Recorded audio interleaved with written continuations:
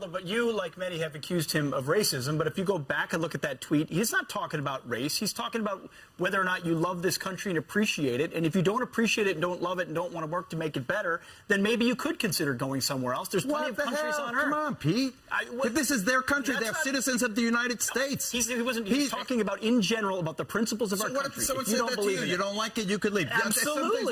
They can say that to me. You cannot say that. You could totally can't say it to me. Well, I could say it to you. I've had 10 street fights based on that. Someone saying to me because I'm Puerto Rican, go back to where you came from. I was born on 17th Street. I'm not looking at the color of your skin. I'm looking at what you stand for, the principles of our country. White, black, otherwise, once it's not you about make nationhood and citizenship like that conditional on your political loyalties, you run a very dangerous path there, Major, and you should know that. There's a lack of gratitude. Geraldo, what about the fact that a lot of people aren't grateful to be here?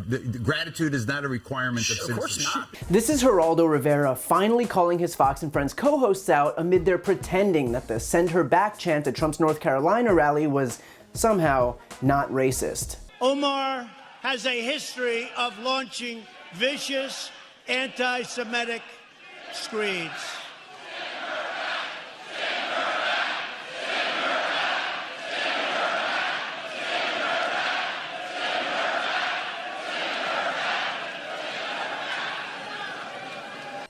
Right.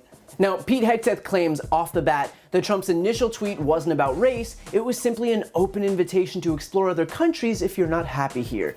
And this is some lazy gaslighting by the Fox and Friends host, because while he might claim that it had nothing to do with race, it just so happened that it was targeting 4 non-white congresswomen, AOC, Rashida Tlaib, Ilhan Omar, and Ayanna Pressley, and included a historically racist trope, which is to go back to your country. But I guess as the saying goes, if it looks like a duck, quacks like a duck, then yeah, no, it's definitely not a duck. You can trust us here at Fox. But Hegseth goes a step further, claiming that it's not offensive because he wouldn't be offended if someone told him he could leave, which, yep, foolproof argument. Trump's tweet suggesting 4 non-white Americans get out of the country isn't racist because the white guy on Fox wasn't offended.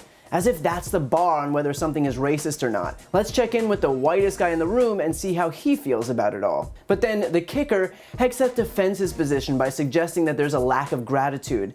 And that's what's actually behind the curtain. Because in the case of Ilhan Omar, for example, it suggests that even though she's a US citizen, they still view her as an outsider and that she doesn't have the right to criticize, doesn't have the right to be ungrateful. Their entire argument suggests that she's not a legitimate member of society, that she should just be grateful to even be here and keep her mouth shut.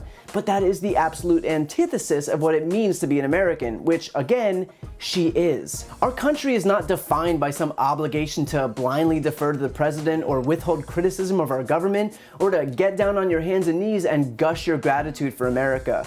All of these examples are just empty, shallow displays of what the right thinks patriotism is. In reality, our country is defined by our right to speak out and criticize our government and demand that we be better. Imagine if it was unpatriotic to challenge the status quo during slavery, before people of color and women had the right to vote, when the Japanese were put into internment camps.